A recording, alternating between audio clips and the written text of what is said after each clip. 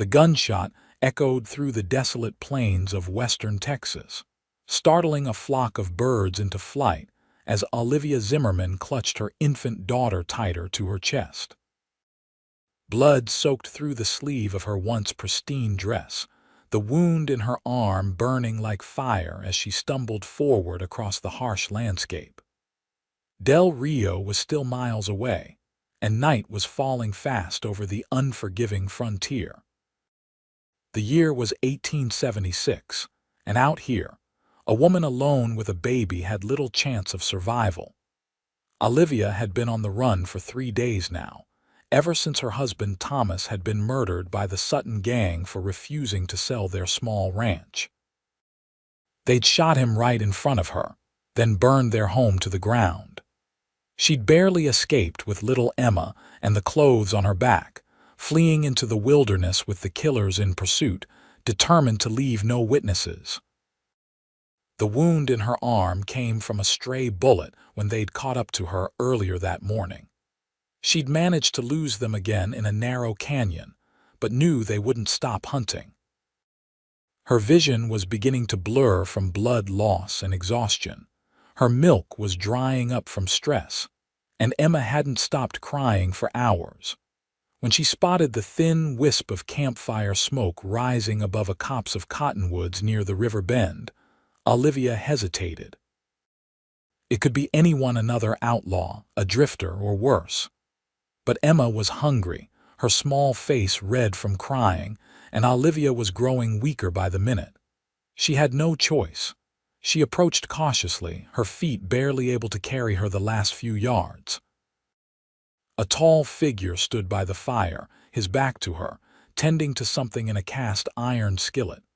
A horse nickered softly from where it was tethered nearby. Olivia stumbled into the clearing, startling the man. He turned quickly, his hand instinctively moving to the revolver on his hip. In the firelight, she could make out a weathered face partially hidden beneath the shadow of a wide-brimmed hat, piercing gray eyes assessing her with a mixture of surprise and wariness. "Please," Olivia gasped, her voice raw with desperation as she extended her arms, offering her bundled infant to the stranger. Blood dripped from her fingertips onto the dusty ground. "Save my baby."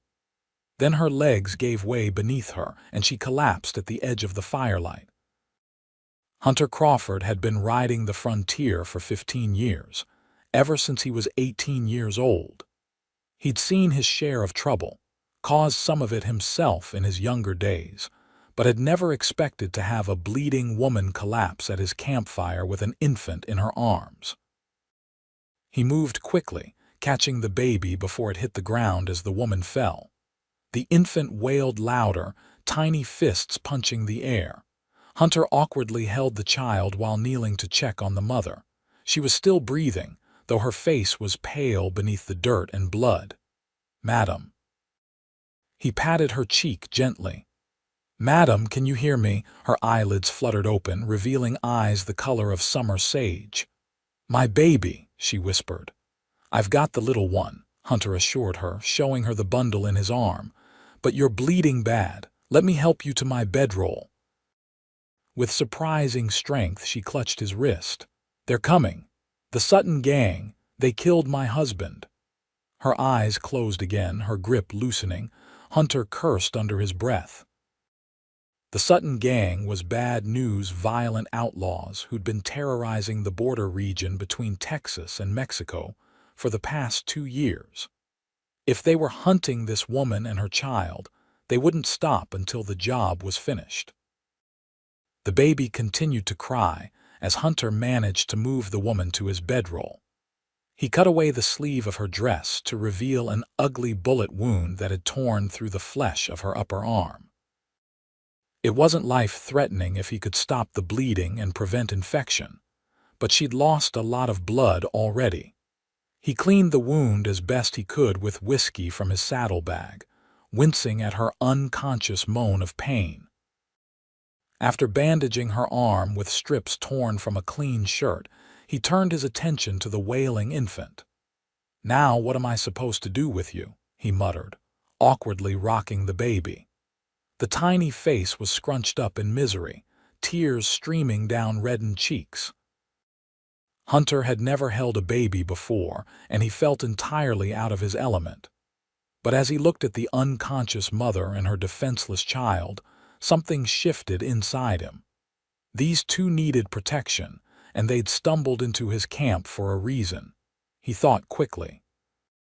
Del Rio was about 15 miles southwest, but traveling with a wounded woman and an infant would be slow going. The Sutton gang could be anywhere, and if they were tracking her, his campfire would be like a beacon. The baby's cries increased in volume. "S-H-H, little one," he whispered, bouncing the child gently. "You're gonna bring those killers right to us." Hunter glanced at the woman again, noting her sunken cheeks and the dark circles under her eyes. She looked half-starved, which meant she probably wasn't producing enough milk for the infant. The baby needed food soon. He rummaged through his saddlebags until he found a clean bandana, which he soaked in water mixed with a little sugar from his supplies. Carefully, he let the infant suck on the corner of the damp cloth. It wasn't much, but it might soothe the child until they could find proper nourishment. To his relief, the baby quieted somewhat, tiny fingers clutching at the bandana. Looking down at the innocent face, Hunter felt a fierce protectiveness surge through him. This child and her mother were now his responsibility, at least until they were safe. He dampened another cloth and gently wiped the woman's forehead. She was burning with fever. "What's your name, madam?" he asked softly, though he knew she couldn't hear him. "What kind of trouble have you brought to my door?" The night deepened around them as Hunter kept watch, the revolver on his lap and his Winchester rifle within easy reach. Every rustle in the underbrush, every distant animal call made him tense, ears straining for the sound of approaching riders. The woman moaned in her fever dreams, occasionally calling out names Thomas and Emma. Hunter assumed Emma was the baby, which meant Thomas was likely the husband murdered by the Sutton gang. Just before dawn, her eyes opened. She looked disoriented, struggling to sit up until she saw her baby nestled beside her. "Emma," she whispered, reaching for the child with her good arm.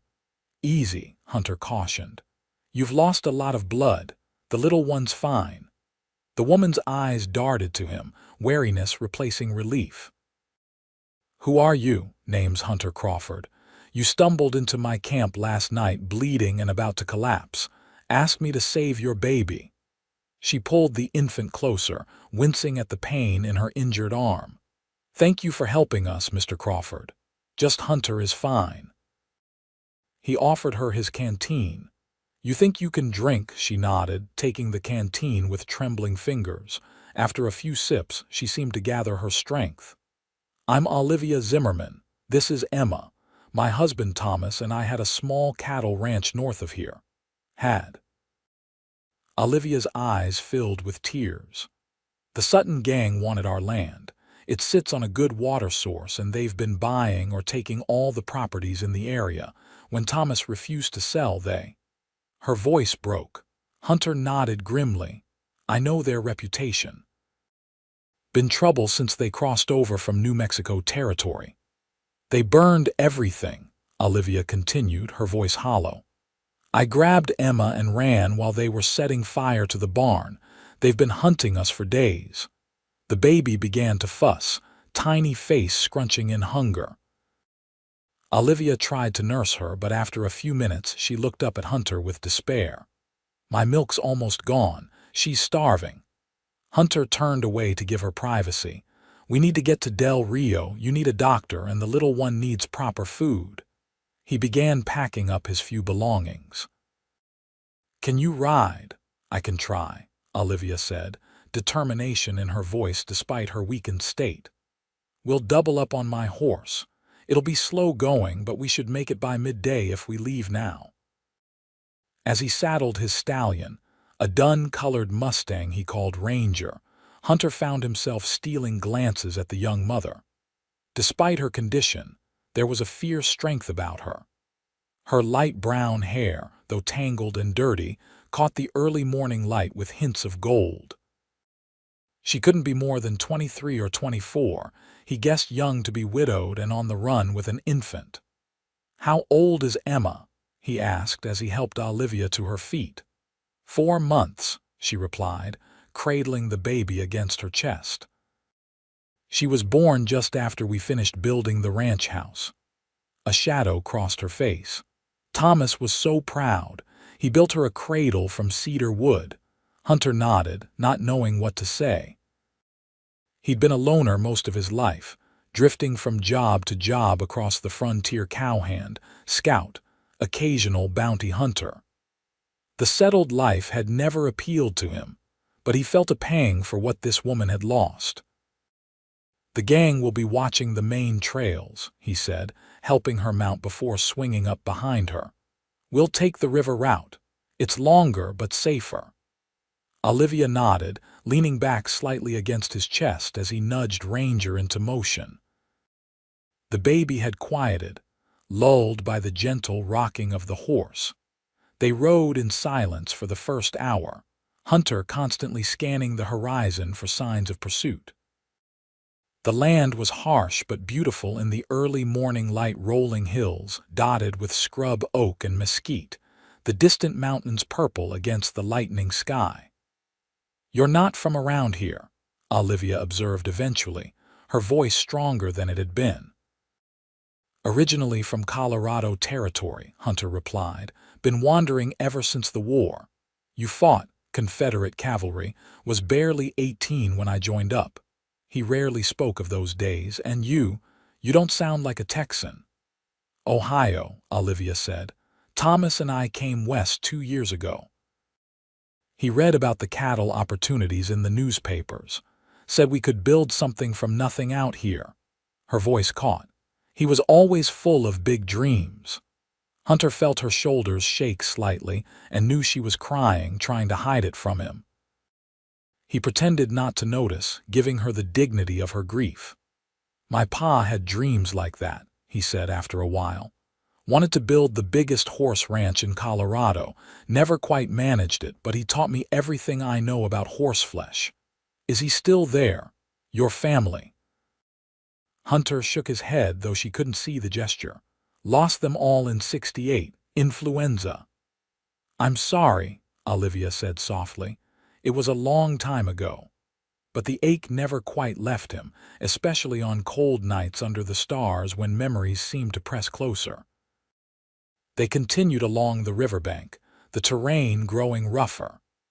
Ranger picked his way carefully among the rocks, the movement jostling Olivia's injured arm. Hunter could feel her tense with pain, but she never complained. When the sun climbed higher, he stopped in a shady grove to rest the horse and check Olivia's wound. The bandage was spotted with fresh blood, and her skin felt hot to the touch. "Fever's getting worse," he muttered, rewrapping the injury with the last of his clean cloth. "We need to get you to a doctor soon." Emma began to cry again, her tiny face red with hunger and discomfort. Olivia tried to comfort her, but her own strength was flagging. "Here," Hunter said, reaching for his saddlebag. He pulled out a small tin of condensed milk he'd been saving for his coffee. "It's not ideal, but it might help for now." He mixed some with water in his tin cup, then tore another clean strip from his spare shirt to soak in the diluted milk. Olivia looked dubious, but allowed him to demonstrate how Emma could suck the liquid from the cloth. "You've done this before?" she asked, surprised when the baby eagerly accepted the makeshift bottle. Hunter shook his head. "Just remembered something my ma used to do for calves that lost their mothers." He looked away, suddenly embarrassed. "Different, I know, but the principle seemed sound." Olivia smiled, the first real smile he'd seen from her. Despite the dirt and exhaustion on her face, it transformed her features, revealing dimples in her cheeks and a warmth in her eyes that made something twist in Hunter's chest. "Thank you," she said simply, "for everything." Before he could respond, Ranger suddenly lifted his head, ears pricked forward. Hunter immediately tensed, hand moving to his revolver. "What is it?" Olivia whispered, clutching Emma closer. "Not sure. Ranger senses something." He stood slowly, scanning their surroundings. The river gurgled peacefully beside them. Birds called in the trees, but something had disturbed the horse. Then he heard the distant sound of hoofbeats. Multiple riders approaching from the north. "Quickly," he urged, helping Olivia to her feet. "We need to move." "Is it them?" Fear widened her eyes. "Can't be sure, but we're not waiting to find out." He lifted her onto Ranger's back, then handed Emma up to her before mounting behind them. "Hold tight." They set off at a faster pace, abandoning the relative safety of the riverbank for a more direct route toward Del Rio. Hunter knew they were taking a risk by moving into open country, but speed was now more important than stealth. As they crested a small hill, he glanced back and saw dust rising in the distance. 4 or 5 riders, moving fast. "They've found us," Olivia gasped, following his gaze. Hunter urged Ranger to a gallop, but the horse was tiring under the weight of 3 riders. The pursuers were gaining ground. "There's a line shack ahead," Hunter said, remembering the landscape from previous journeys. "Used by the Bar T Ranch hands during Roundup. We might be able to hold them off there." Olivia nodded, clutching Emma tightly with one arm while her other hand gripped the saddle horn. The baby was wailing now, frightened by the jolting pace. They reached the abandoned line shack just as the riders appeared on the horizon behind them. Hunter helped Olivia and Emma inside, then quickly led Ranger around back out of sight. The shack was little more than 4 walls and a roof, with a single window and door. A rough bunk stood against one wall, and a small iron stove occupied one corner, though there was no wood for a fire. Dust and cobwebs covered everything. "Stay back from the window," Hunter instructed, checking his Winchester's ammunition. He had the rifle, his revolver, and about 40 rounds total, not enough for a prolonged fight against 5 armed men. "What are we going to do?" Olivia asked, her face pale but composed as she tried to soothe the crying infant. "Try to reason with them first," Hunter replied, though he had little hope of that working. "If that fails, I'll hold them off while you slip out the back with Emma. Ranger can carry you both to Del Rio." Olivia shook her head firmly. "I won't leave you to die for us." "You have your daughter to think about," Hunter countered, peering cautiously out the window. The riders were approaching slowly now, spreading out to surround the shack. "We both know they'll hunt me down before I make it halfway to town," Olivia said quietly. "Our only chance is together." Before Hunter could argue further, a voice called out from outside. "We know you're in there, woman. Send out the cowboy, and we might let you live long enough to see your baby grow teeth." Hunter recognized the voice from descriptions he'd heard Jake Sutton himself, the leader of the gang. He exchanged a glance with Olivia, who had gone even paler. "That's him," she whispered. "The one who shot Thomas." Hunter moved to the door, keeping to the side to avoid presenting a target. "What do you want with the woman and her child, Sutton? They're no threat to you." A harsh laugh answered him. "No witnesses, cowboy, that's just good business. Besides, the lady saw something she shouldn't have when we visited her ranch." Hunter looked questioningly at Olivia. "They had army wagons," she said softly. "They're stealing government supplies and selling them to outlaws across the border. Thomas found out and was going to report them to the Rangers." The pieces fell into place for Hunter. This wasn't just about a water rights dispute. The Zimmerman Ranch must have been on a smuggling route the Sutton gang was using. "You've got 30 seconds to send them out or we're coming in shooting," Sutton called. Hunter turned to Olivia. "Is there anything in here we can use? Anything at all?" She glanced around frantically, then pointed to a loose floorboard near the stove. "Maybe there." Hunter pried it up to find a small space beneath. Inside was a canvas pouch containing matches, jerky, and to his immense relief a box of ammunition and an old Colt revolver. "Ranch hands emergency cash," he murmured, checking the gun. It was loaded and in decent condition. He handed it to Olivia. "You know how to use this," she nodded grimly. "Thomas taught me, said a frontier wife should know how to protect herself." "Time's up," Sutton shouted. Boys lighted up, gunfire erupted, bullets splintering through the thin wooden walls.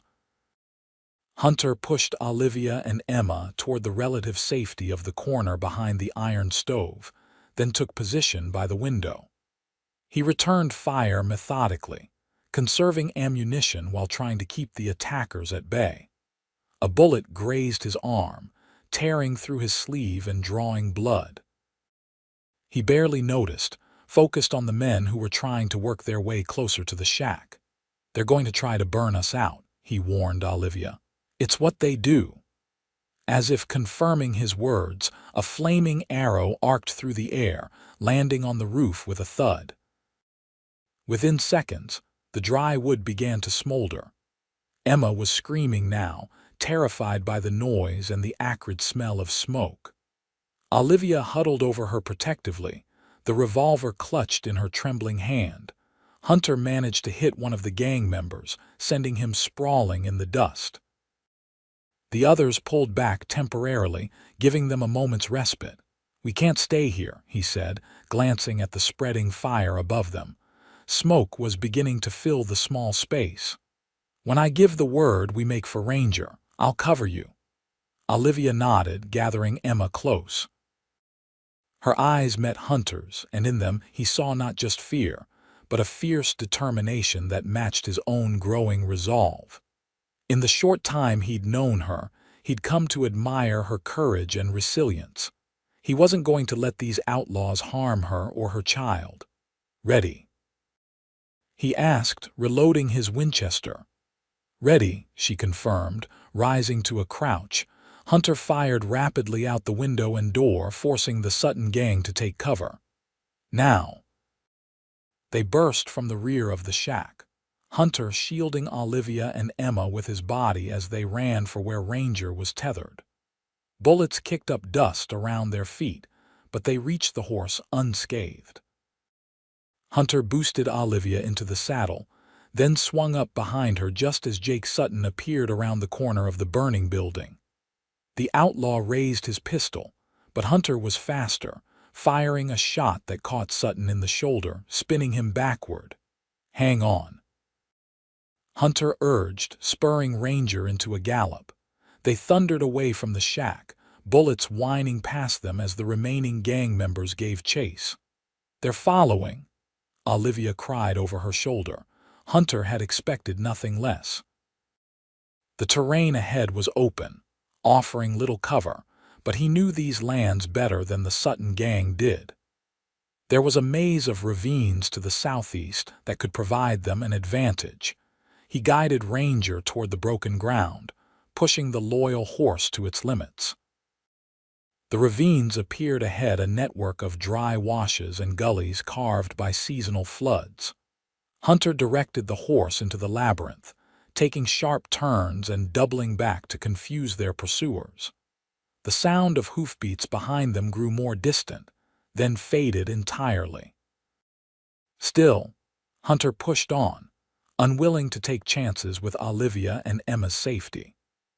Only when Ranger began to show signs of exhaustion did he finally slow their pace, finding shelter in a deep arroyo with high walls that would hide them from view.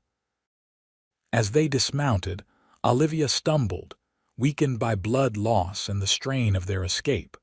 Hunter caught her before she fell, supporting her weight as he helped her sit against the arroyo wall. Emma had finally exhausted herself into silence, sleeping fitfully in her mother's arms.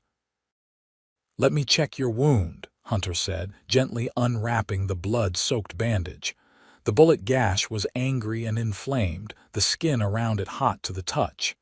"The fever's getting worse. We need to find help soon."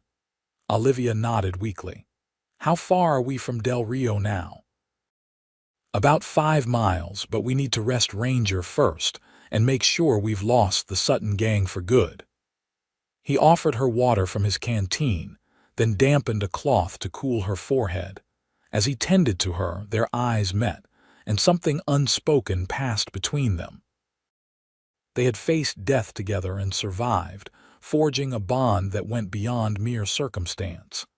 "Why are you helping us?" Olivia asked softly. "You could have sent us away when I stumbled into your camp. You didn't have to risk your life." Hunter considered the question as he rebandaged her arm. Why indeed? He'd spent years avoiding entanglements, keeping to himself as he drifted across the frontier. Yet when this woman and her child appeared, something had awakened in him, a protective instinct, yes, but also a longing he'd buried long ago. "Couldn't turn away someone in need," he said simply. "Especially not a baby." Olivia studied his face, seeming to sense there was more to his answer. "You're a good man, Hunter Crawford. There aren't many who would do what you've done for strangers." "Not strangers anymore," he replied, surprising himself with the words. He cleared his throat, suddenly uncomfortable with the emotion swelling in his chest. "You should rest while you can. We'll move again when Ranger's recovered." She nodded, her eyelids already drooping with exhaustion. Within minutes, both she and Emma were asleep, leaving Hunter alone with his thoughts. He kept watch from the edge of the arroyo, scanning the horizon for signs of pursuit while contemplating the strange turn his life had taken in the past 24 hours. Just yesterday, he'd been a solitary drifter with no responsibilities beyond himself. Now he was protector to a woman and child, hunted by outlaws, with no clear plan beyond reaching Del Rio. And yet, for the first time in years, he felt a sense of purpose. These two vulnerable lives depended on him, and he found he didn't mind the responsibility. More than that, he was beginning to care for them in a way that both alarmed and exhilarated him. As the afternoon sun began its descent, Hunter checked on Olivia again. Her fever seemed to have stabilized, though she was still too warm. Emma had awakened and was fussing quietly, hungry again. They would need to find food for both of them soon. Hunter gathered what little they had left: some jerky, a few biscuits from his saddlebag, and the remains of the condensed milk. It would have to do until they reached town. He roused Olivia gently. "We should move while there's still light. Think you can ride?" She nodded, accepting his help to stand. "I'm feeling a little stronger." It wasn't entirely convincing, but her determination was evident. Hunter mixed the last of the condensed milk with water for Emma, using the cloth method again to feed her. The baby seemed less satisfied than before, but stopped crying long enough for them to prepare to leave. As Hunter helped Olivia mount Ranger, he noticed her studying his face with an odd expression. "What is it?" he asked. "I just realized I don't know anything about you," she said. "Except your name and that you're from Colorado." Hunter shrugged as he swung up behind her. "Not much else to tell. I'm 33 years old, been drifting since after the war, doing whatever work I can find. Was heading to Mexico for the winter when you found me. No family. No one waiting for you somewhere." He shook his head. "Not anymore." The simple admission hung between them as they set off toward Del Rio. Hunter guided Ranger out of the ravines and back onto more level ground, always alert for signs of the Sutton gang.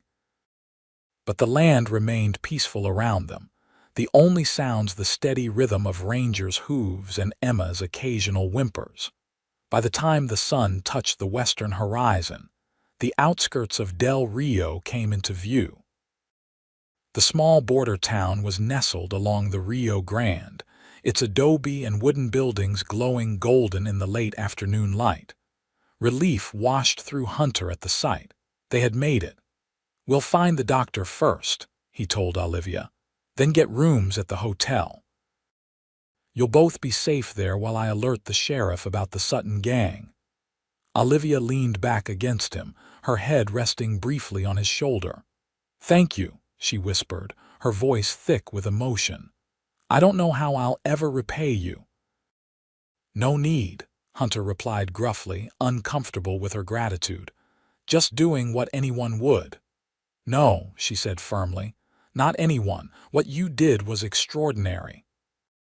Before he could respond, they were entering the town proper, drawing curious stares from residents as they made their way down the main street. A woman riding double with a rugged cowboy, clutching a baby, all of them dusty and blood-stained. It was quite a sight for the small community. Hunter directed Ranger to the doctor's office, a neat whitewashed building with a shingle proclaiming Dr. James Monroe, physician and surgeon. He dismounted quickly, then helped Olivia down, supporting her weight as her legs threatened to buckle beneath her. The doctor, a middle-aged man with kind eyes and a graying beard, took one look at them and ushered them inside without question. He settled Olivia on his examining table while Hunter explained their situation in brief terms. "Bullet wound, 3 days old, fever started yesterday," he concluded.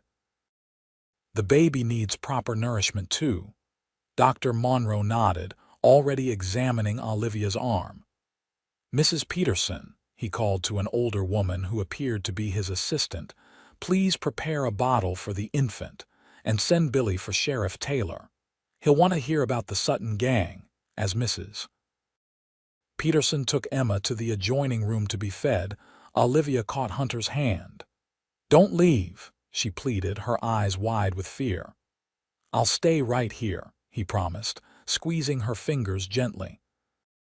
The doctor cleaned and treated the wound with practiced efficiency, administering laudanum for the pain before stitching the worst parts closed. "The bullet just grazed you," he told Olivia, "but infection has set in. You'll need to rest completely for several days, and I'll give you medicine for the fever." Olivia nodded weakly, the laudanum already making her drowsy. "Emma, your baby is fine," Dr. Monroe assured her. "Mrs. Peterson is an excellent nurse and has raised 6 children of her own. She knows just what to do." As if to confirm his words, Mrs. Peterson returned with Emma, who looked considerably happier after being properly fed. The older woman placed the content infant beside Olivia on the examining table. "She's a beautiful child," Mrs. Peterson said warmly. "Took to the bottle like she was born to it. She'll be just fine." Tears filled Olivia's eyes as she stroked Emma's cheek. "Thank you," she whispered. The doctor turned to Hunter. "She needs rest now. The hotel has clean rooms and I can check on her there tomorrow." Hunter nodded, then tensed as the door opened to admit a tall, broad-shouldered man wearing a sheriff's star. Sheriff Taylor was known throughout the region as a fair but tough lawman. His weathered face registered surprise when he recognized Hunter. "Crawford, thought you'd left these parts." "Hello, Taylor," Hunter replied cautiously. The two men had a history not entirely friendly, but based on mutual respect. "Was on my way to Mexico when I got sidetracked." The sheriff's eyes moved to Olivia and Emma, then back to Hunter with a raised eyebrow. "Not what you're thinking," Hunter said quickly. "Mrs. Zimmerman here and her daughter are running from the Sutton gang. They killed her husband and burned their ranch north of here." Sheriff Taylor's expression darkened. "The Suttons have been a thorn in my side for months. Been trying to get enough evidence to go after them properly." He approached Olivia. "Madam, I'm sorry for your loss. If you're willing to make a statement once you're recovered, it would help me build a case against them."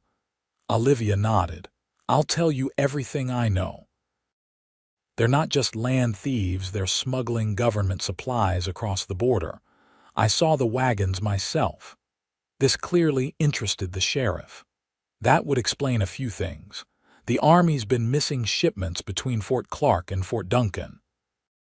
"They're still out there," Hunter interjected. 4 of them, maybe more. They followed us almost to town. I'll send deputies to patrol the outskirts, Sheriff Taylor promised. And I'll wire Fort Duncan for military support. If what Mrs. Zimmerman says is true, the Army will want to be involved. He studied Hunter again, his expression unreadable. You planning to stay around, Crawford? I'll need your statement, too. Hunter glanced at Olivia, who was watching him with an unspoken question in her eyes. He told her he was heading to Mexico, and that had been his plan. But now, I'll be here, he said finally. At least until Mrs. Zimmerman and her daughter are safe. The sheriff nodded, seeming satisfied. Good. I'll find you tomorrow for that statement. With a tip of his hat to Olivia, he departed. Dr. Monroe finished wrapping Olivia's arm in clean bandages. You can take her to the hotel now, he told Hunter. The Riverside has the cleanest rooms. Ask for Mrs. Daniels, she'll take good care of them.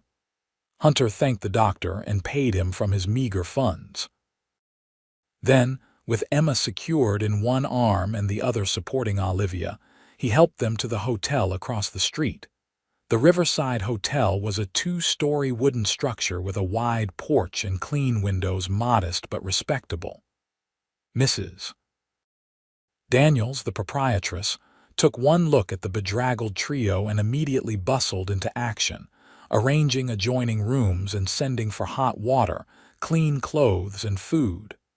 Poor dears, she clucked, leading them upstairs. Such terrible things happening in this territory lately. But you're safe now. Hunter wondered if that was true. The Sutton gang wouldn't give up easily, not when Olivia could testify against them. But for now, with a locked door and a loaded gun, it would have to be safe enough. After settling Olivia and Emma in their room, Hunter retreated to his own, the events of the past 24 hours catching up with him in a wave of exhaustion. He sank onto the bed, not bothering to remove his boots, and was asleep within minutes. He awoke to knocking several hours later. Night had fallen, and for a disorienting moment, Hunter couldn't remember where he was. Then it all came rushing back: Olivia, Emma, the Sutton gang. He opened the door to find Mrs. Daniels with a tray of food. Thought you might be hungry, she said, bustling past him to set it on the small table. Mrs. Zimmerman and the baby are sleeping soundly. Poor thing was exhausted, but her fever's down a bit. Thank you, Hunter said, suddenly aware of his own hunger. The tray held a hearty stew, fresh bread, and coffee, simple fare, but the most appealing meal he'd seen in weeks. Mrs. Daniels watched with approval as he began to eat. Sheriff Taylor came by while you were sleeping. Said to tell you he'll expect you at his office in the morning. And Dr. Monroe left medicine for Mrs. Zimmerman. It's on her nightstand. Hunter nodded gratefully. The kindness of these strangers was a reminder of why towns like Del Rio survived on the harsh frontier. People looked out for each other. After Mrs. Daniels left, Hunter finished his meal, then checked on Olivia and Emma through the connecting door. They were indeed sleeping peacefully, Olivia's color better than it had been. Emma nestled against her side in a makeshift crib formed from drawers and blankets. He stood watching them for a long moment, an unfamiliar warmth spreading through his chest. In just one day, these two had somehow worked their way into his heart, awakening feelings he'd thought long buried. It was unsettling, and yet he couldn't bring himself to regret it. Returning to his own room, Hunter cleaned his guns and checked his ammunition. Whatever came next, he would be ready. The Sutton gang was still out there, and they had proven themselves both ruthless and persistent. But for the first time in years, Hunter Crawford had found someone worth fighting for. The next morning dawned clear and warm, a typical late summer day in the border country. Hunter rose early, washed up, and went downstairs to arrange for breakfast to be sent to Olivia's room. Then he made his way to the sheriff's office. Sheriff Taylor was already at his desk, sipping coffee and reviewing wanted posters. He looked up as Hunter entered, gesturing to the chair across from him. "Crawford." "Coffee." Hunter accepted the offered cup, settling into the chair. "Any sign of the Suttons?" Deputies patrolled all night. "No sign yet, but that doesn't mean they're not around." The sheriff set aside his papers. "Tell me everything that happened." Hunter recounted the events of the past 2 days, finding Olivia and Emma, the pursuit by the Sutton gang, the shootout at the line shack. He kept his account factual and concise, the way he'd learned to report during his brief time scouting for the Army after the war. When he finished, Taylor nodded thoughtfully. "Matches what little Mrs. Zimmerman was able to tell me yesterday. The Army's sending a detachment from Fort Duncan. Should arrive tomorrow. They're very interested in those missing supplies." "What happens now?" Hunter asked. "We wait for the Army, then organize a proper posse to go after the Suttons. In the meantime, I've deputized extra men to patrol the town." The sheriff studied Hunter with shrewd eyes. "Could use someone with your experience if you're willing. Temporary deputy position with pay." The offer surprised Hunter. His relationship with law enforcement had been complicated over the years, never on the wrong side exactly, but not always aligned with it either. "What about my history?" he asked cautiously. Taylor shrugged. "Far as I know, you've never broken the law in my jurisdiction. And that business in Laredo was cleared up, wasn't it?" Hunter nodded. The business in Laredo had been a misunderstanding involving cattle rustlers and mistaken identity 3 years earlier. He'd been cleared, but the incident had soured him on Texas for a while. "Besides," the sheriff continued, "you've already shown you're willing to risk your life for Mrs. Zimmerman and her child. That counts for something in my book." Hunter considered the offer. Taking the position would give him legitimate authority to protect Olivia and Emma, as well as much-needed funds. His savings were dwindling fast. "All right," he agreed, "until the Sutton business is resolved." Taylor smiled, pushing a deputy's badge across the desk. "Welcome aboard, Deputy Crawford. First assignment is to keep Mrs. Zimmerman and her daughter safe.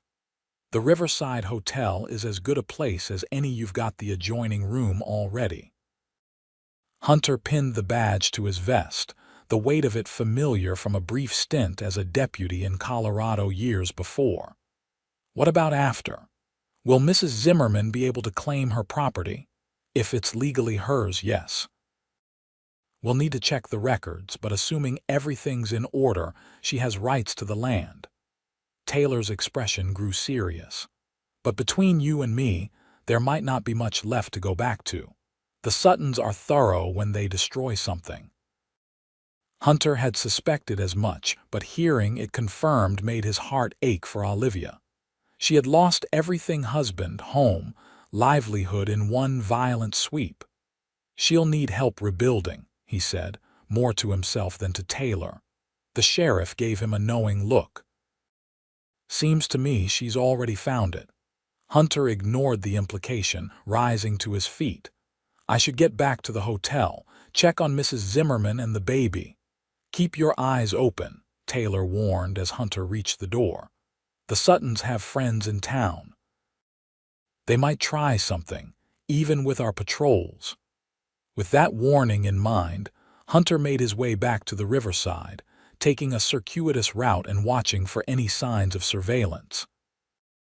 The town was coming alive with morning activity: shopkeepers opening their doors, women heading to market, cowboys emerging from saloons after a night of carousing. Nothing seemed amiss, but Hunter remained vigilant. At the hotel, he found Olivia sitting up in bed, looking remarkably better than she had the day before. Emma was awake in her makeshift crib, kicking her tiny feet and making soft cooing sounds. The sight of them, safe and recovering, lifted a weight from Hunter's shoulders he hadn't realized was there. "Good morning." Olivia greeted him with a smile that transformed her face, bringing a glow to her eyes that made Hunter's breath catch momentarily. "Morning," he replied, removing his hat as he entered the room. "You're looking better." "I feel better. Dr. Monroe's medicine helped, and Mrs. Daniels has been wonderfully kind." She gestured to a tray of food on the bedside table. "She brought enough breakfast for both of us. Will you join me?" Hunter sat in the chair beside the bed, accepting a plate of eggs and bacon. "Sheriff Taylor deputized me," he said, showing her the badge. "Temporary position until the Sutton situation is resolved." Olivia's eyes widened. "Does that mean you're staying in Del Rio?" "For now," Hunter confirmed, suddenly aware of how important her reaction was to him. "My job is to keep you and Emma safe." Relief washed over her face. "I'm glad. I don't know what I would have done if—" She trailed off, looking down at her plate. "You're stronger than you think," Hunter said quietly. "You would have managed." She met his eyes again, a vulnerability in her gaze that tugged at something deep inside him. "Perhaps, but I'm grateful I don't have to find out just yet." They ate in companionable silence for a few minutes, interrupted occasionally by Emma's babbling. The baby seemed content this morning, well fed and comfortable in her improvised bed. "The sheriff says the army is sending men from Fort Duncan," Hunter finally said. "They should arrive tomorrow. Once they're here, Taylor will organize a posse to go after the Sutton gang." Olivia set down her fork, her expression troubled. "And you'll go with them?" "That's the plan," Hunter confirmed. "But you and Emma will be safe here. Taylor's doubled the patrols and Mrs. Daniels seems like she'd fight off the devil himself to protect a guest in her hotel." A small smile crossed Olivia's lips at that. "She does seem formidable, but—" She hesitated. "What happens after, if they catch the Suttons?" It was the question Hunter had been pondering himself. "The sheriff says you should be able to reclaim your land if you want to. It's legally yours." Olivia's gaze drifted to the window, where the morning sun streamed in. "I don't know if I could go back there, not after what happened." Her voice broke slightly. "Thomas is buried there, under the old oak tree where we used to sit in the evenings. But everything else, our home, our future, it's all gone." Hunter wanted to reach for her hand to offer comfort, but held back. "You don't have to decide anything now. First, we deal with the Suttons." She nodded, then looked at him curiously. "What about you? You said you were heading to Mexico before all this. What's waiting for you there?" "Nothing special," Hunter admitted. "Work, maybe. I have some contacts at ranches south of the border. Winter's coming and the weather's milder down there." He shrugged. "Been my pattern for a few years now, north in summer, south in winter. No real home base." "That sounds lonely," Olivia observed softly. Hunter had never thought of it that way. "It's just life," he said. "Been on my own since my family died. Got used to it." "No one should have to get used to being alone," she replied, her eyes searching his face as if seeing beyond the mask he usually presented to the world. Before Hunter could respond, a knock at the door interrupted them. He rose quickly, hand moving instinctively to his revolver as he crossed the room. "Who is it?" he called. "Dr. Monroe," came the reply. "Morning check on Mrs. Zimmerman." Hunter relaxed slightly but still opened the door cautiously. The doctor entered, medical bag in hand, nodding a greeting to them both. "Good morning. I see you're looking much improved, Mrs. Zimmerman," he said, moving to the bed. "And the little one seems content as well." He examined Olivia's wound, nodding with satisfaction at the reduced inflammation. "The infection is responding to treatment. Another day or two of rest, and you should be well enough for normal activity, though I'd advise against any strenuous exertion for at least a week." As the doctor rebandaged her arm, he glanced at Hunter. "Sheriff Taylor mentioned you've taken a deputy position." "Good. Mrs. Zimmerman and her daughter will need protection until this business with the Suttons is resolved. Hunter nodded, wondering if the entire town was already aware of his new role. In small communities like Del Rio, news traveled faster than telegraph messages. After Dr. Monroe departed, promising to return the following day, Olivia attempted to rise from the bed. "What are you doing?" Hunter asked, moving quickly to her side.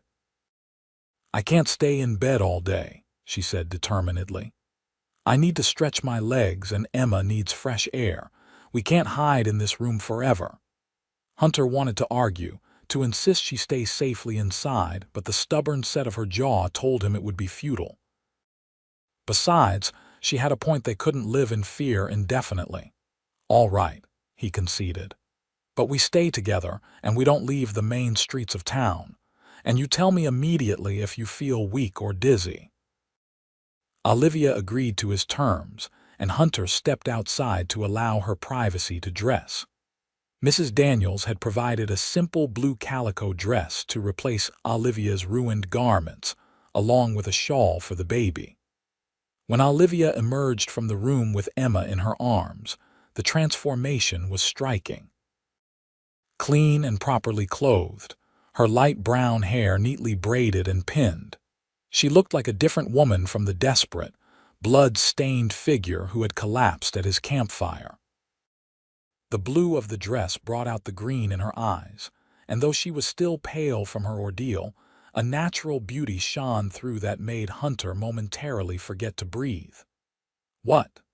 she asked self-consciously when she noticed his stare.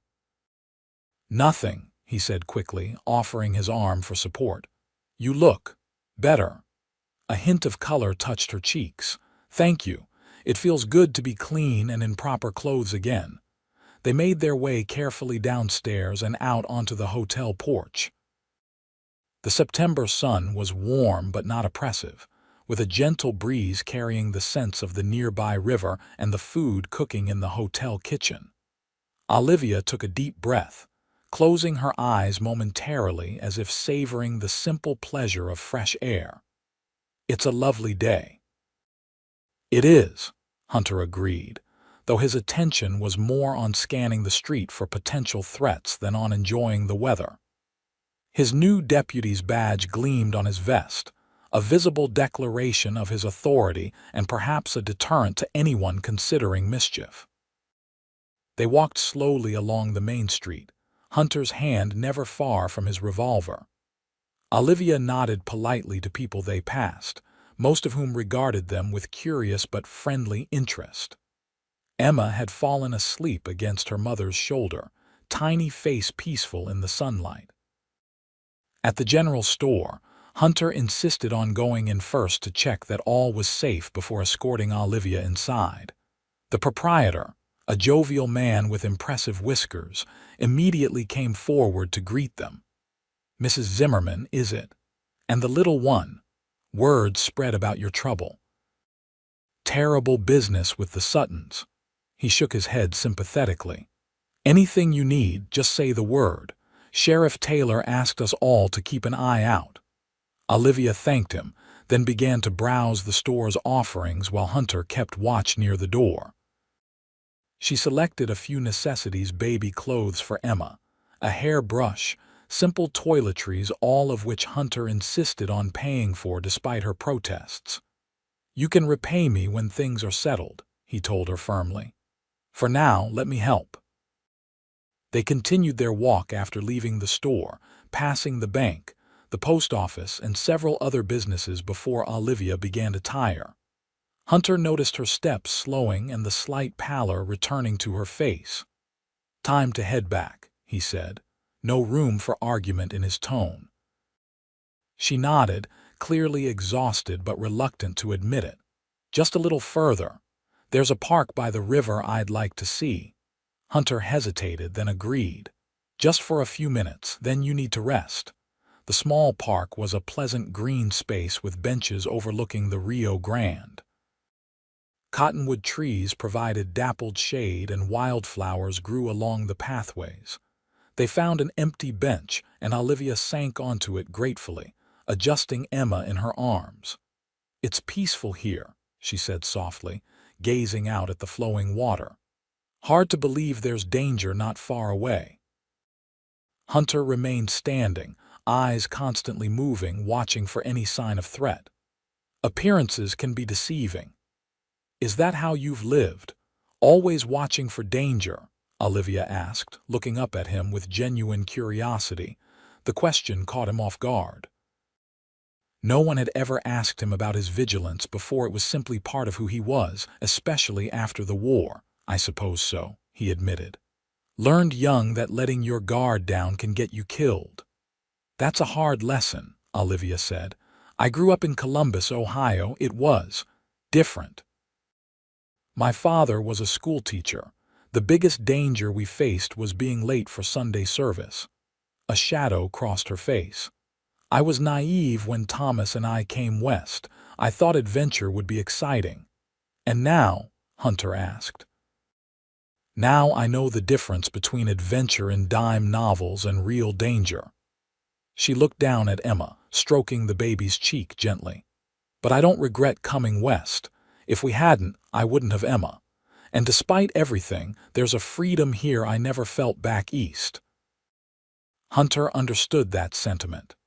The frontier had its dangers, but also offered possibilities unavailable in the more settled regions, a chance to reinvent oneself, to build something new from nothing. "What about you?" Olivia continued. "If you could settle somewhere, where would it be?" The question startled him. He hadn't thought about settling permanently in years. "Never gave it much consideration," he said honestly. "Maybe somewhere with good horse country. Montana territory, perhaps, or back to Colorado, not Texas." "Texas has its charms," Hunter admitted, his gaze lingering on her face before he caught himself and looked away. "But it's getting crowded in some parts." Olivia smiled, seeming to sense the unspoken in his words. "And you prefer open spaces?" "Always have." They sat in comfortable silence for a few minutes, the river flowing steadily before them, birds calling from the trees overhead. Hunter found himself relaxing slightly, drawn into the peaceful moment despite his usual vigilance. It was that momentary lapse in attention that nearly cost them everything. The shot came without warning, kicking up dirt just inches from their feet. Hunter reacted instantly, drawing his gun with one hand while pulling Olivia and Emma down with the other, shielding them with his body. "Stay down," he ordered, scanning the area for the shooter. A second shot splintered the wood of the bench where they'd been sitting moments before. Hunter spotted movement in the brush across the river, a glint of sunlight on a rifle barrel. He fired twice in rapid succession, forcing the shooter to take cover. "We need to move," he told Olivia, who was clutching Emma protectively, her face pale with fear. "Stay low, head for those rocks."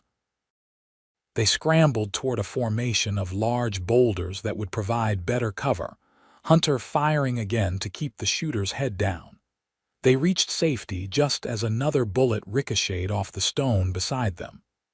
"It's one of the Suttons," Hunter said grimly, reloading his revolver. "Probably Jake himself, from the accuracy of those shots." Olivia's breathing was rapid, her eyes wide with terror, but she maintained her composure, keeping Emma sheltered against her chest. The baby had awakened and was beginning to cry, frightened by the noise and sudden movement. Hunter assessed their situation quickly. They were pinned down, with at least 60 yards of open ground between them and the nearest building. The shooter had the advantage of position, and a rifle with better range than Hunter's revolver. As if confirming his assessment, another shot hit the rocks above their heads, sending fragments of stone raining down on them. Hunter shielded Olivia and Emma with his body, feeling a sharp sting as a stone shard cut his cheek. "When I start shooting, I need you to run," he told Olivia, his voice low and urgent. Head straight for the hotel. Don't stop. Don't look back. She stared at him in horror. But you'll be exposed. I'll be right behind you, he promised, though they both knew it might be a lie.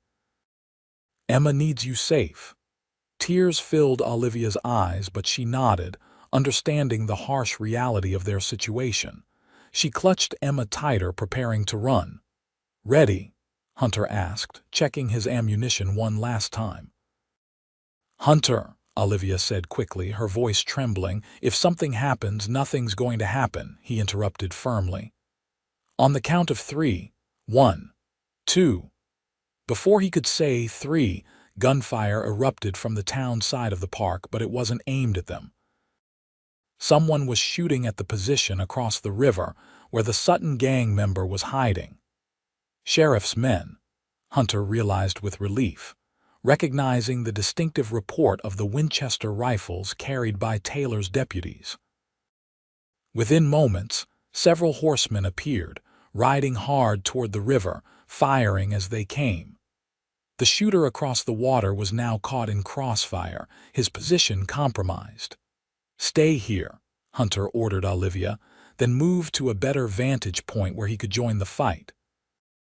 The battle was brief, but intense. The Sutton gang member Hunter still couldn't be certain if it was Jake, himself managed to mount a horse hidden in the brush and flee southward along the river, pursued by 2 of Taylor's deputies. When the shooting stopped, Sheriff Taylor himself approached their position, his expression grim. "You two all right?" he asked, holstering his revolver as Hunter helped Olivia to her feet. "We're unharmed," Hunter confirmed, though his cheek was bleeding from the stone fragment. "Good timing." "One of the shopkeepers heard the first shot and sent for us," Taylor explained. "Looks like Jake Sutton decided to try a direct approach. Foolish in broad daylight, but he's getting desperate." "Did your men catch him?" Olivia asked, attempting to soothe the still crying Emma. Taylor shook his head. "He knows this terrain too well, but we'll find him. The army detachment arrived early. They're setting up now at the north end of town. With their help, we'll start a proper manhunt tomorrow." He studied Hunter with narrowed eyes. "You were supposed to be keeping them safe, Deputy."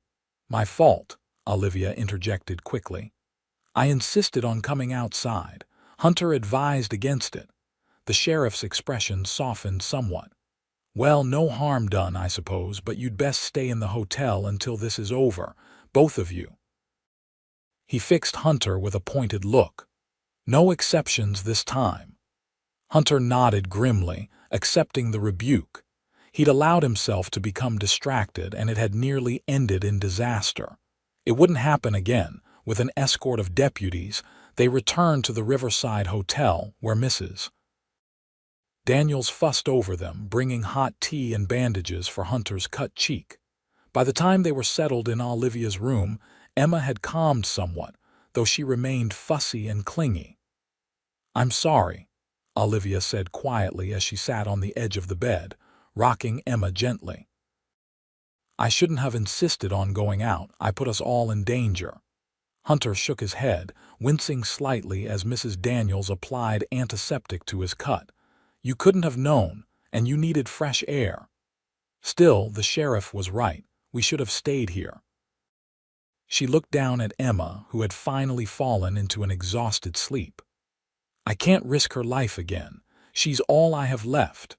The vulnerability in her voice tugged at Hunter's heart. "You both deserve a normal life, not being trapped by fear. Once the Suttons are dealt with, you'll have that again."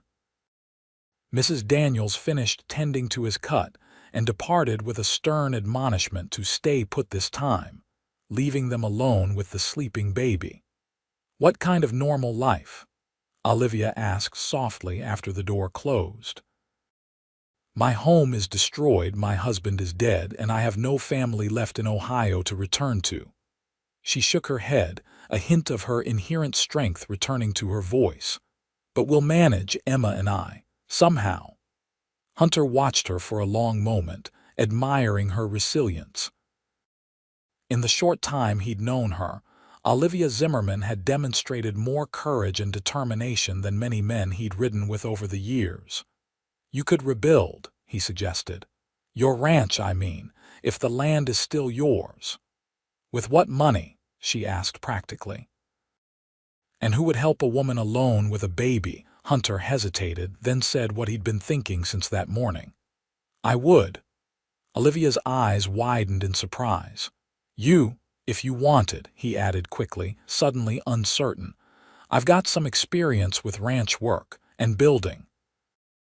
Helped my pa construct our house back in Colorado." He shrugged, feeling uncharacteristically self-conscious. "Just an idea." "But you were heading to Mexico," Olivia reminded him. "You said you had contacts there, work waiting." "Plans change," Hunter said simply. The look Olivia gave him was complex, hopeful, cautious, and something else he couldn't quite define.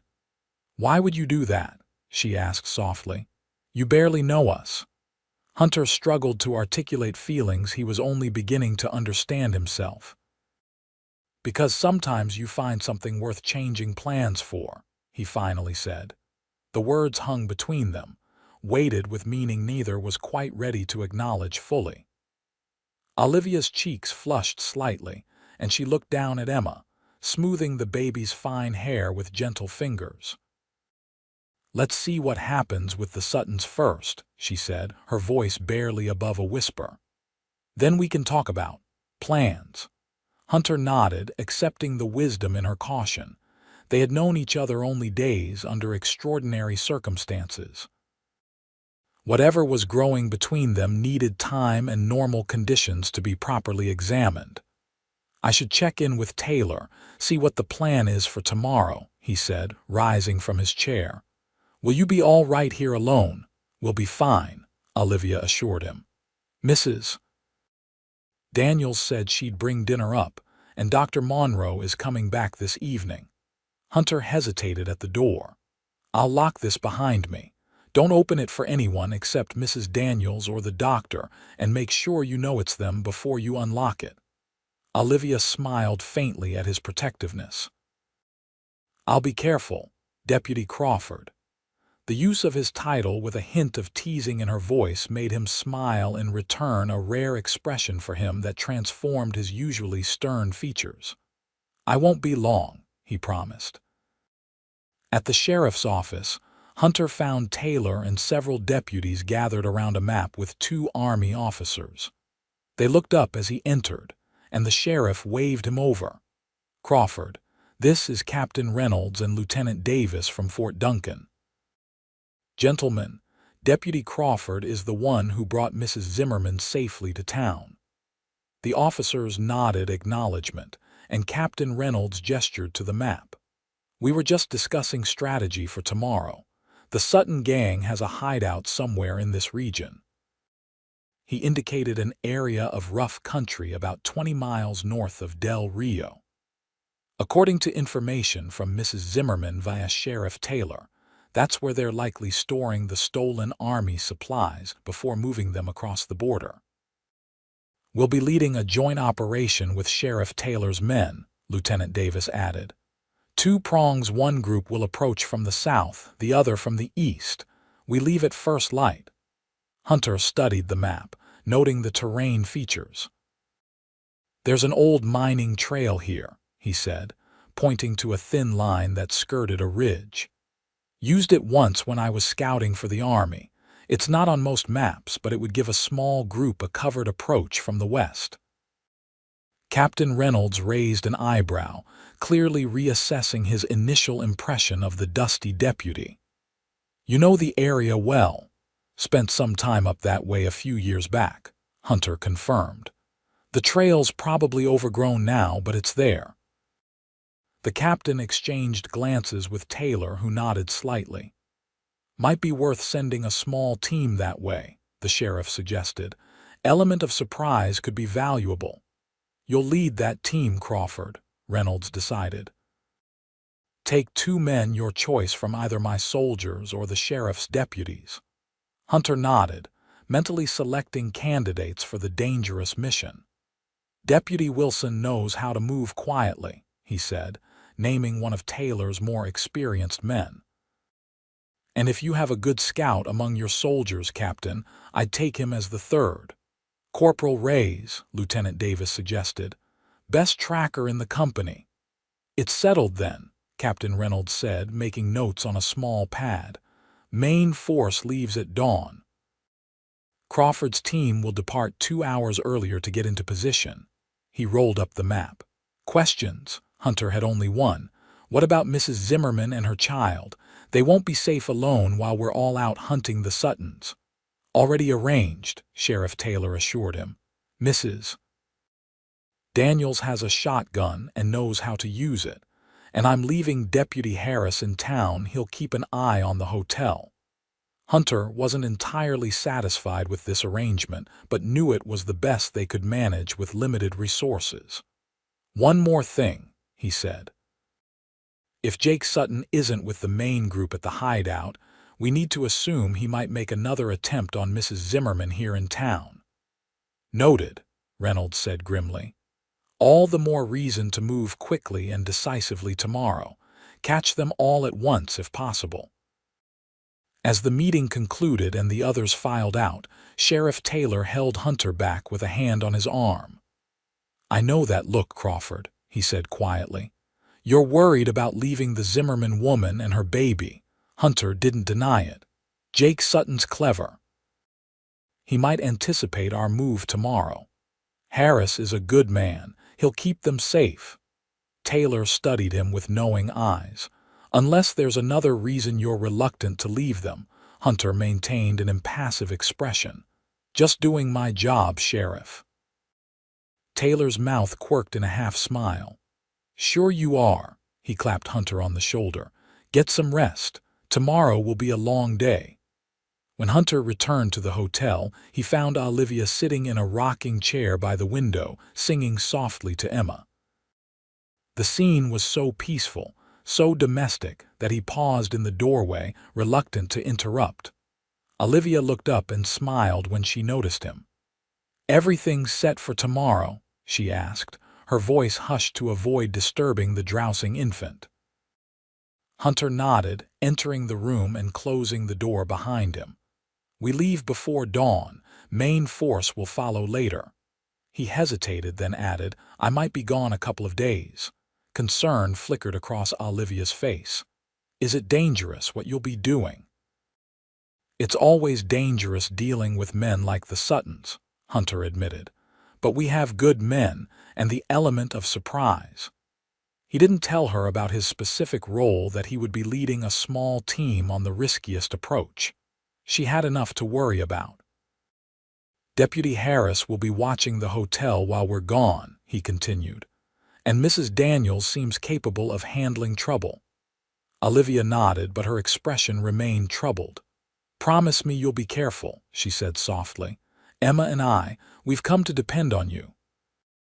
The simple admission warmed Hunter in a way he hadn't experienced in years.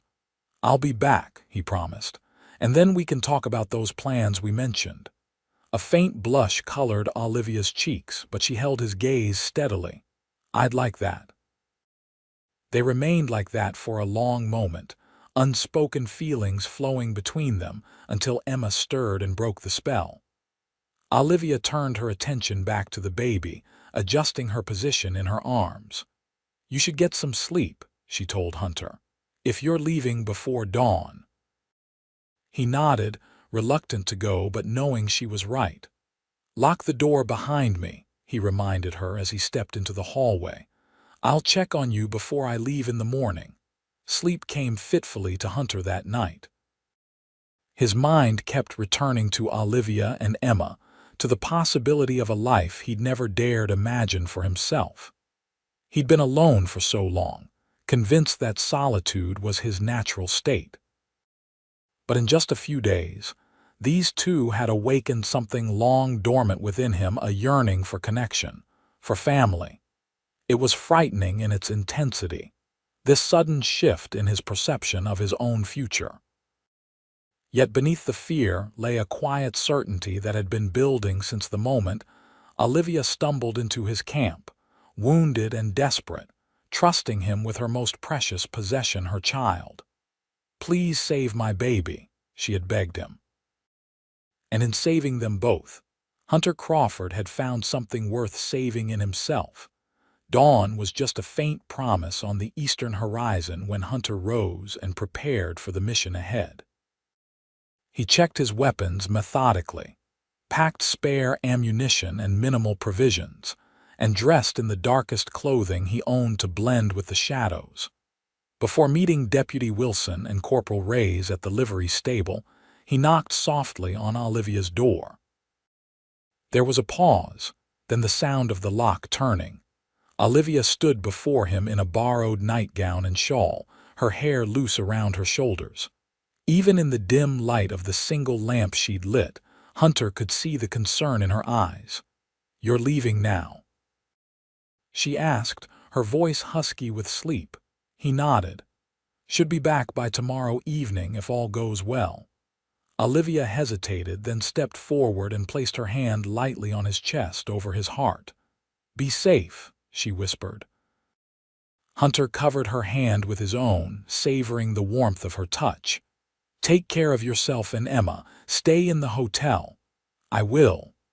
They stood there for a moment longer, neither willing to break the connection. Then, acting on impulse, Hunter leaned down and pressed his lips gently to hers in a brief, tender kiss. Olivia's eyes widened in surprise, but she didn't pull away.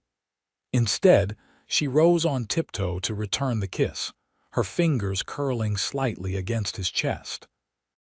When they parted, both were breathing faster, and Hunter felt a lightness he hadn't experienced in years. "I'll be back," he promised again, his voice rough with emotion.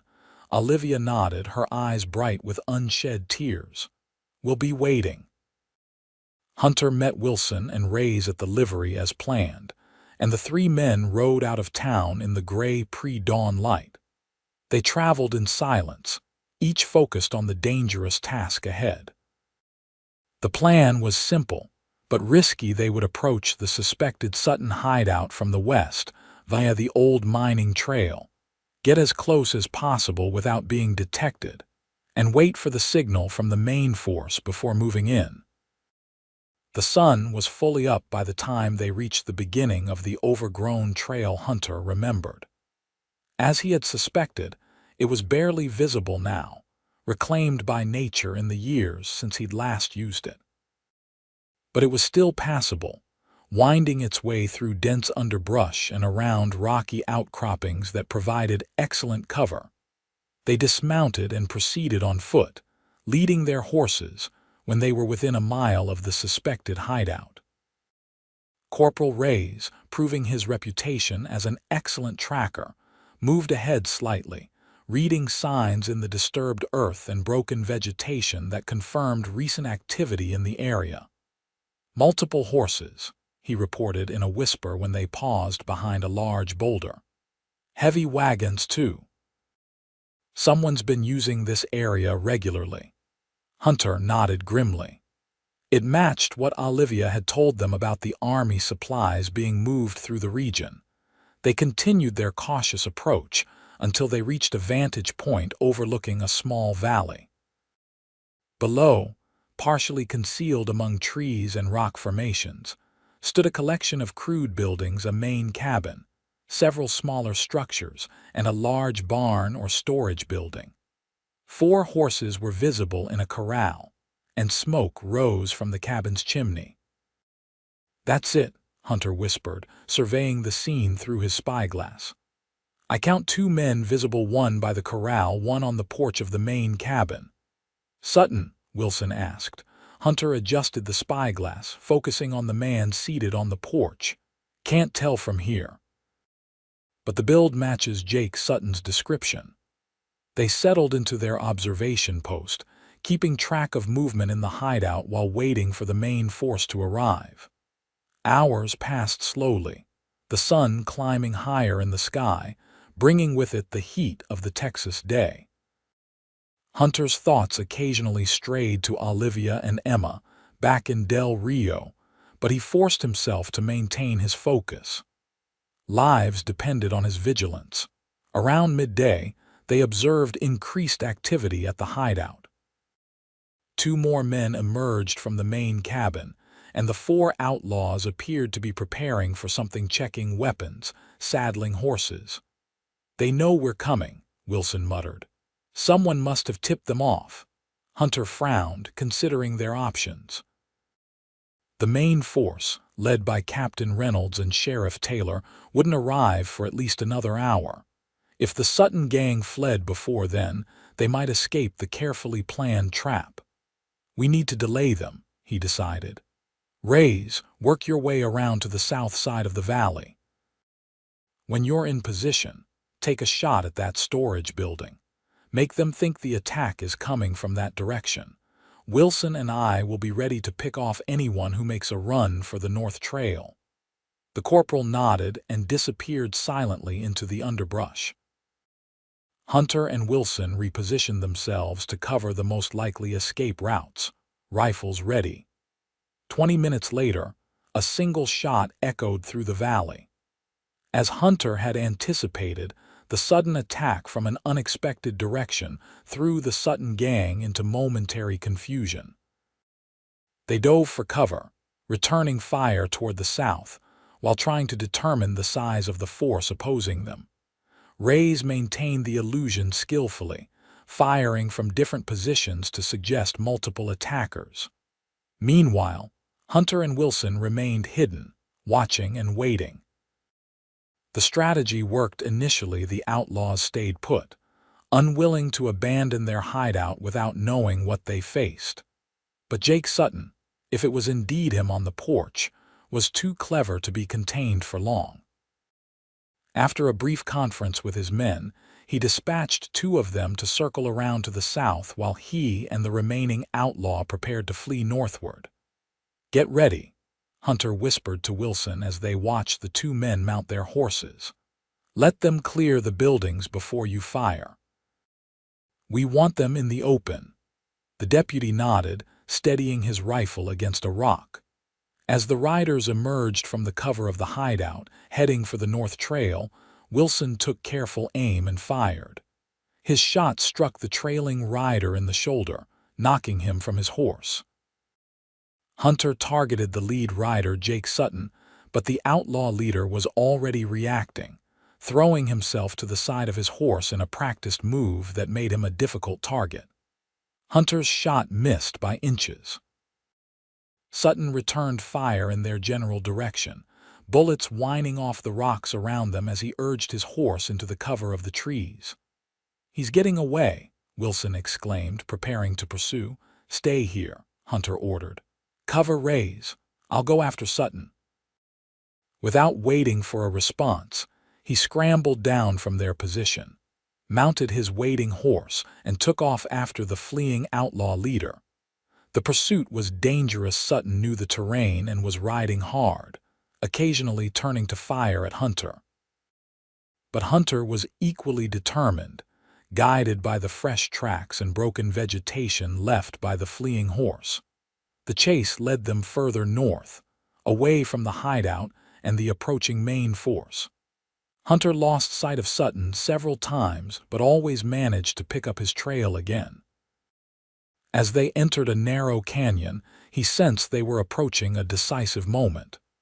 The canyon had limited exits. If he could close the gap before Sutton reached the other end, he might trap the outlaw. Hunter pushed his horse harder, gaining ground. Ahead he caught glimpses of Sutton's dust, then the outlaw himself, his horse beginning to tire. The distance between them narrowed to 50 yards, then 30. Sutton twisted in his saddle, firing wildly. Hunter ducked low over his horse's neck, returning fire when he could. Neither man scored a hit, but Hunter's last shot must have come close because Sutton suddenly swerved, his horse stumbling on the uneven ground. It was the break Hunter needed. As Sutton struggled to control his mount, Hunter closed the final distance between them. He launched himself from his saddle, tackling the outlaw and sending them both crashing to the ground in a tangle of limbs and dust. They rolled, each fighting for advantage. Sutton was strong and vicious, landing several painful blows before Hunter managed to pin him. Even then, the outlaw leader continued to struggle, his face contorted with rage. "It's over, Sutton," Hunter growled, pressing his forearm against the man's throat. "The army's coming for your hideout and your men are already captured or dead. You think this ends with me?" Sutton snarled, his eyes burning with hatred. "I've got friends all over this territory. That woman and her brat won't last a week once word gets out she's still alive." The threat against Olivia and Emma ignited a cold fury in Hunter. He pressed harder on Sutton's throat, tempted to end the threat permanently. But the badge on his vest reminded him of his duty. With an effort, he controlled his anger and dragged Sutton to his feet, quickly binding the outlaw's hands with a leather thong from his saddlebag. "You're done threatening innocent women and children," Hunter said, his voice deadly calm. "The only place you're going is a hangman's noose." He secured Sutton to his horse, then mounted his own. The journey back to the hideout was tense, with Sutton alternatively threatening and attempting to bargain for his freedom. Hunter ignored him, his thoughts now turning to Olivia and Emma. He needed to get back to Del Rio as soon as possible to ensure they were safe. When they reached the hideout, they found the operation had been a complete success. The main force had arrived shortly after Hunter's pursuit of Sutton began, capturing the remaining gang members and securing the stolen army supplies hidden in the storage building. Sheriff Taylor and Captain Reynolds were organizing the prisoners and evidence when Hunter rode in with Sutton. "Crawford," Taylor called, clearly relieved to see him. "Wilson told us you went after Sutton alone. Damn fool move, but I see it paid off." Hunter dismounted, handing Sutton over to waiting soldiers. "Did you get them all?" he asked. Reynolds nodded. "5 in total, including Sutton, and we found enough stolen army supplies to hang them all twice over." He studied Hunter with newfound respect. "That was good work with the diversion." "Kept them pinned down until we arrived." "Reyes and Wilson deserve the credit," Hunter said, already thinking ahead to his return to Del Rio. "Any word from town?" "Everything's still quiet there, as far as we know," Taylor assured him, "but we'll head back as soon as we've secured the prisoners." Should reach town by nightfall. Hunter wasn't willing to wait that long. "With your permission, Sheriff, I'd like to ride ahead, make sure everything's still secure at the hotel." Taylor gave him a knowing look but nodded. "Go on, we'll handle things here." The ride back to Del Rio was the longest of Hunter's life, despite pushing his horse as fast as he dared. The sun was lowering toward the western horizon by the time he reached the outskirts of town. Everything appeared normal, people going about their business, no sign of trouble. He rode directly to the Riverside Hotel, dismounting before his horse had fully stopped and taking the porch steps 2 at a time. Inside, Mrs. Daniels looked up in surprise from her position behind the front desk. "Deputy Crawford, we weren't expecting you back until tomorrow, Mrs. Zimmerman and the baby, are they all right?" Hunter asked, unable to hide his concern. "Of course they are," Mrs. Daniels assured him, though something in her expression gave him pause. "They're upstairs. Deputy Harris checked on them not 30 minutes ago." Hunter didn't wait to hear more, taking the stairs quickly to reach Olivia's room. He knocked, then called through the door. "Olivia, it's Hunter." There was no immediate response, which sent a chill through him. He knocked again, louder this time. "Olivia, Emma." The door of his own room opened instead, and Deputy Harris emerged, looking surprised. "Crawford, thought you were with the posse." "Where are they?" Hunter demanded, gesturing to Olivia's closed door. Harris frowned. "The lady and her baby, they're not here. Left about 2 hours ago with that drummer who's been staying down the hall." "What drummer? What are you talking about?" Hunter felt a growing dread in the pit of his stomach. Fella selling sewing machines. Been here 3 days. Said he was heading to San Antonio and offered Mrs. Zimmerman a ride in his wagon, safer than waiting around for the Sutton business to be resolved. Harris shrugged. Seemed reasonable. She left a note for you with Mrs. Daniels. Hunter turned and raced back downstairs, his heart pounding. The note, he demanded of the startled proprietress. From Mrs. Zimmerman. Oh, yes, of course. Mrs. Daniels produced a folded piece of paper from beneath the desk and handed it to him. Hunter unfolded it quickly, recognizing Olivia's handwriting. Hunter, Mr. Andrews has kindly offered to escort Emma and me to San Antonio, where I have a distant cousin who might take us in. I cannot ask you to change your plans for us, especially when the threat of the Sutton still hangs over our heads. Please know that I will always be grateful for all you've done. With sincere regards, Olivia Zimmerman. Something about the note felt wrong. The formal tone, so different from their last intimate conversation. The mention of a cousin she'd never spoken of before. And most of all, the decision to leave with a stranger when Hunter had explicitly asked her to wait for his return. This drummer, Andrews, what did he look like? Hunter asked Mrs. Daniels urgently. Tall gentleman, well-dressed, had a mustache and spectacles, very polite. She frowned at Hunter's expression. Is something wrong? Which way did they go, exactly?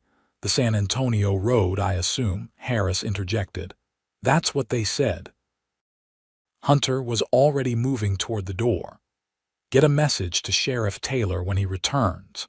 Tell him I believe Olivia and Emma Zimmerman have been taken against their will, possibly by an associate of the Sutton gang. I'm going after them. But Crawford, Harris protested, you can't know that for certain. The lady seemed willing enough. The Suttons have friends all over this territory, Jake's own words, Hunter said grimly. This drummer could be one of them, and Olivia would never willingly leave, not after. He stopped, unwilling to explain the personal nature of their parting. Just get word to Taylor. Without waiting for a response, he hurried back to his exhausted horse. The poor animal couldn't take another hard ride, not so soon. Hunter led it to the livery stable, where he quickly arranged to exchange it for a fresh mount, a sturdy black gelding that looked to have good stamina. Within minutes, he was galloping north on the San Antonio road, praying he wasn't too late. The sun was setting now, painting the western sky in fierce oranges and reds. Soon it would be dark, making tracking nearly impossible. He had to find them before nightfall. 2 miles outside of town, Hunter spotted fresh wagon tracks turning off the main road onto a less traveled trail that led west, not north toward San Antonio. His suspicions confirmed, he followed the tracks, pushing his horse as fast as he dared in the fading light. The trail led toward the river, where numerous small canyons and caves provided hiding places for those who knew the terrain. Hunter slowed as he approached a narrow ravine, drawing his revolver. If the drummer was indeed connected to the Sutton gang, he would be armed and dangerous, and now had Olivia and Emma as hostages. As Hunter rounded a bend in the ravine, he spotted a wagon partially concealed among some cottonwood trees. A small campfire burned nearby, and beside it sat a man in a city suit, the supposed drummer, Andrews. Of Olivia and Emma, there was no immediate sign. Hunter dismounted quietly, tethering his horse out of sight, and approached on foot, staying in the shadows of the ravine walls. As he drew closer, he could make out 2 more figures, Olivia seated on a fallen log, Emma clutched tightly in her arms. Even from a distance, Hunter could see the tension in her posture, the way she leaned away from Andrews, who was speaking to her in low tones. Hunter circled carefully to get within earshot without being seen. Don't understand why we had to leave the main road, Olivia was saying, her voice strained but controlled. San Antonio is north, not west. Andrews laughed, a sound devoid of humor. Drop the act, Mrs. Zimmerman. You're smart enough to have figured it out by now. We're not going to San Antonio. Then where are you taking us? Her voice remained steady, though Hunter could hear the fear beneath her composure. That depends on Jake, Andrews replied, poking at the fire with a stick. If he got away clean, we'll meet him at the border crossing. If not, he shrugged. Well, let's just say I have instructions for that scenario too. Olivia clutched Emma closer. What do you want with us? The ranch is already destroyed, my husband is dead, there's nothing left to take. It's not about taking, Mrs. Zimmerman. It's about making sure certain stories don't get told. Andrews set aside the stick and reached for something in his jacket. Jake was very specific: no witnesses to connect the gang to those army supplies. Hunter had heard enough. Moving silently around the perimeter of the small camp, he positioned himself behind a large boulder with a clear line of sight to Andrews. The false drummer had produced a revolver from his jacket and was checking its chambers, his intentions clear. Andrews. Hunter called out, his own weapon aimed steadily at the man's chest. Drop the gun and step away from Mrs. Zimmerman and her child. Andrews froze momentarily, then recovered his composure, smiling coldly. Deputy Crawford, Jake said you might be a problem. In a swift motion, he grabbed Olivia's arm, pulling her in front of him as a shield, the gun pressed to her temple. Emma began to wail in terror. Let them go, Hunter demanded, his voice deadly calm despite the fear coursing through him. It's over. Jake Sutton and the rest of the gang are in custody. The army supplies have been recovered. There's nowhere for you to run. Maybe not, Andrews acknowledged, but I can still finish what Jake started. He pressed the gun harder against Olivia's head, making her wince. Put down your weapon, Crawford, or I'll kill her right now. Hunter maintained his aim, assessing the situation rapidly. Andrews was using Olivia as cover, but his right shoulder and part of his head remained exposed. It would be a difficult shot, especially in the failing light, but Hunter had made more challenging ones during the war. Last chance, he told Andrews evenly. Release them, or I'll put a bullet through your skull. You won't risk hitting her, Andrews scoffed, though uncertainty had crept into his voice. Hunter's eyes met Olivia's over the distance separating them. In that moment, a silent communication passed between them: trust, determination, and something deeper that gave Hunter the confidence he needed. Olivia, he said quietly, do you remember what I promised you this morning? Understanding dawned in her eyes. That you'd be back, she whispered. And I keep my promises, Hunter replied. Then, to Andrews, you should have checked the note she left more carefully. She never calls me Hunter, it's always Mr. Crawford. The momentary confusion that crossed Andrews' face was all the opening Hunter needed. As the false drummer's grip on Olivia loosened slightly, she dropped to her knees, shielding Emma with her body. Hunter fired once. Andrews crumpled to the ground, the bullet finding its mark with deadly precision.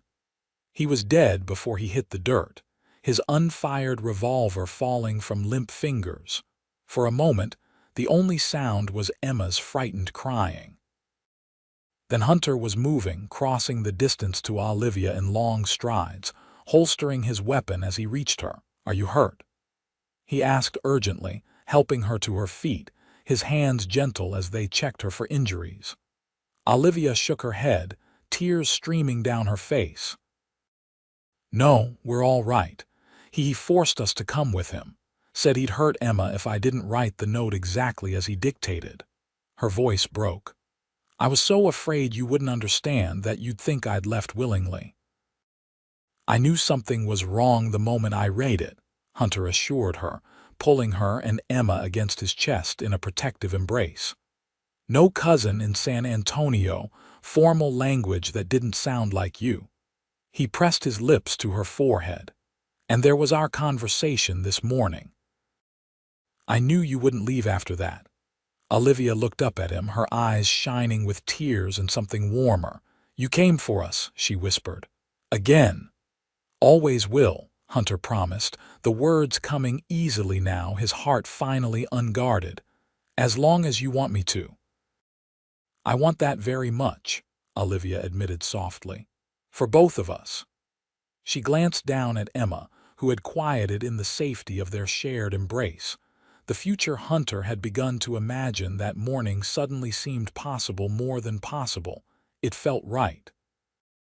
This woman and this child who had stumbled into his solitary existence just days ago had somehow become essential to his happiness.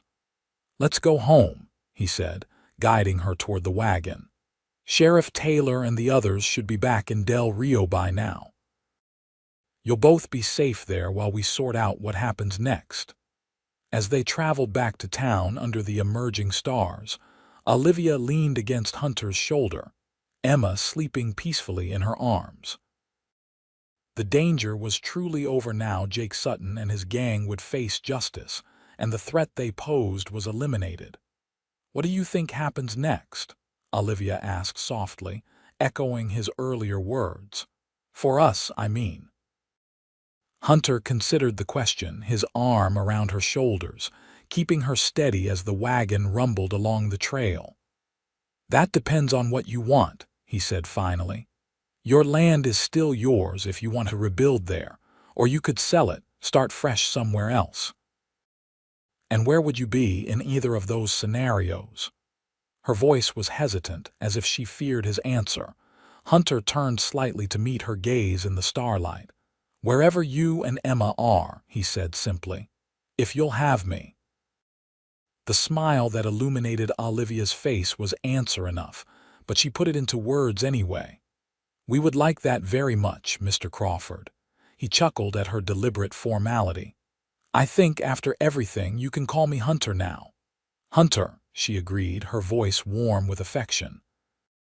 Then, more softly, I think I might be falling in love with you. The admission, so honestly given, filled Hunter with a joy he hadn't expected to experience again in this lifetime. I know I'm already in love with you, he confessed. Both of you. Under the vast Texas sky, with the woman he loved and her child beside him, Hunter Crawford finally understood what he'd been searching for in all his years of wandering. Not a place, but a feeling of belonging, of purpose, of home. 3 months later, on a clear December morning, Hunter Crawford and Olivia Zimmerman were married in the small church in Del Rio.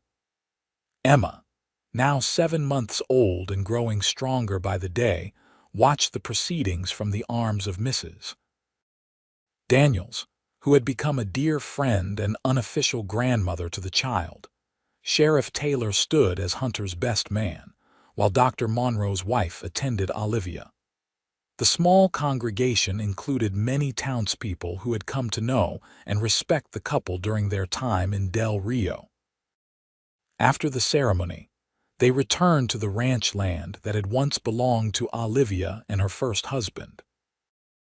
With the compensation she had received from the Army for information leading to the recovery of their stolen supplies, combined with Hunter's savings and his skills as a builder, they had constructed a new house, smaller than the original but solid and warm. The barn had been rebuilt first, providing shelter for Ranger and the 2 additional horses Hunter had purchased to start their stock. In the spring, they would add cattle, beginning the process of building the ranch into a viable operation. As evening fell on their wedding day, Hunter sat with Olivia on the porch of their new home. Emma sleeping contentedly in a cradle Hunter had crafted from cedar wood, just as Thomas Zimmerman had done before him. The ache of loss would always be part of Olivia's story, but now it was balanced by new joy and hope. Happy? Hunter asked, his arm around his wife's shoulders as they watched the sunset paint the western sky. Very, Olivia confirmed, leaning into his embrace. Though I still can't quite believe how our lives have changed in such a short time. 3 months ago, I thought I had lost everything. And I thought I would always be alone, Hunter added, remembering his solitary camp where a desperate young mother had appeared with her infant daughter, begging him to save her baby. In taking them both under his protection, he had found his true purpose not as a drifter or a lone gunman, but as a husband, a father, a builder of something lasting. What do you think the future holds for us? Olivia asked, gazing out at the land that stretched before them, land that would provide for their family in the years to come. Hunter considered the question, feeling the solid weight of the wedding ring on his finger, the warmth of his wife beside him, the peaceful presence of the child who had already claimed his heart as surely as if she were his own by blood. "Whatever comes," he said with quiet certainty, "we'll face it together." And as night fell over the Texas frontier, Hunter Crawford knew he had finally found what he had been searching for all his life, not in some distant place or future adventure, but right here, with the woman and child who had become his reason for being. The stranger who had once been asked to save a baby had become their shield, their protector, their family. And in that role, he had discovered his own salvation.